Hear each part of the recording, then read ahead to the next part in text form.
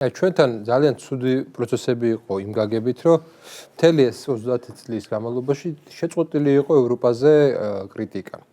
შეწყვეტილი იყო იმ დროს, როდესაც აკრძალული იყო პრაქტიკულად, როდესაც უნდა დაგვენახა მთელი რიგი სურათი. მოდი რაღაცნაირად ევროპა შევადაროთ 90-იან წლების ევროპას, 90 წლის ევროპას. ჩვენ აღმოვაჩენთ ერთ მნიშვნელოვან რაღაცას, რომ 90 წლის ევროპაში უფრო მეტი ინდუსტრიული სახელმწიფოა, მათ შორის საბერძნეთი, მათ შორის, რა ვიცი, ისეთი ბულგარეთი, რუმინეთი, უფრო მეტი ინდუსტრიული სახელმწიფო ვიდრე ეხლა არის.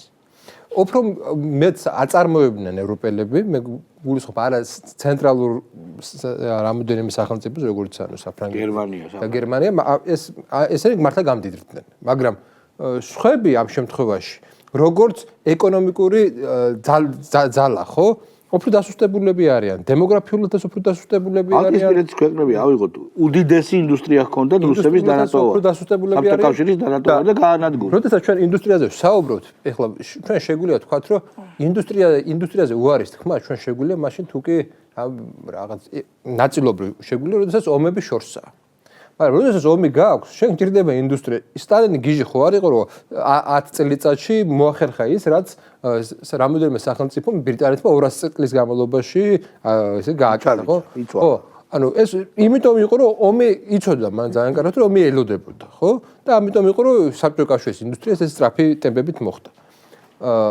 აღმოჩნდა, რომ დამოუკიდებელი არც ტექნოლოგიური, არც ესე იგი ინდუსტრიული პოტენციალი არ აქვს ევროკავშირს, რომ წინააღმდეგობა გავიწვევს ისეთ ძლიერ სახელმწიფოებს, როგორც რა ვიცი, რუსეთის რო არ იყოს, ხო? თუნდაც ჩინეთთან სამხედრო იმაში მოვიდეს, ხო, წინააღმდეგობაში. არ აქვს ესეთი პოტენციალი. კი, ჩვენ ნახეთ, რომ ნატო შეუძლია აქტიური იყოს ისეთ სახელმწიფოების მიმართ, როგორიცაა მაგალითად სერბეთი, მაგრამ სერბეთის მასშტაბი და რუსეთის მასშტაბი დამეთანხმებით რომ სხვადასხვა არის. განუზომელია, განუზომლად სხვა არის. ამის გარდა ჩვენ ერთი მნიშვნელოვანი რაღაცას ვნახეთ, რომ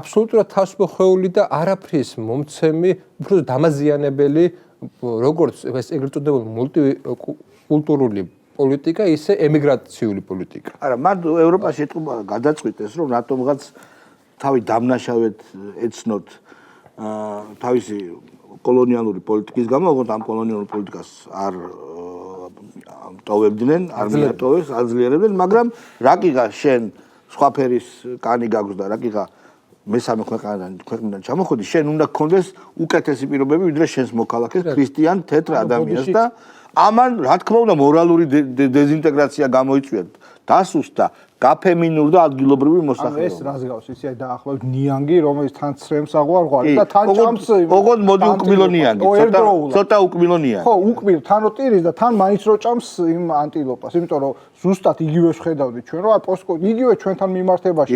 შენ თუ ამბობ, რომ მე მაგალითად თავს ვითრგუნავ, რომ აი ცუდად ვექცეოდი კოლონიებს, ახლა ჩვენთ მიმართ პოსტკოლონიული დამოკიდებულება არის, ხო ეს რასაც ჩვენ ვხედავდით ამ დროის განმავლობაში. უბრალოდ ერთი მომენტი, ანუ ესე შეკითხვა დავსვათ, აქვს თუ არა ევროპას პოტენციალი, რომ გარდაქრა საკუთარი რეალობა. აქვს ეს პოტენციალი, მაგრამ არა აქვს ეს პოტენციალი იმ პოლიტიკურ კლასს და აპოლიტიკურ კლასს ეხლა მართავს ევროპას. და მართავს აპოლიტიკურ კლასს არ აქვს ეს პოტენციალი. მართავს დაშინებით, ცენზურით, სიტყვის თავისუფლების შეზღუდვით.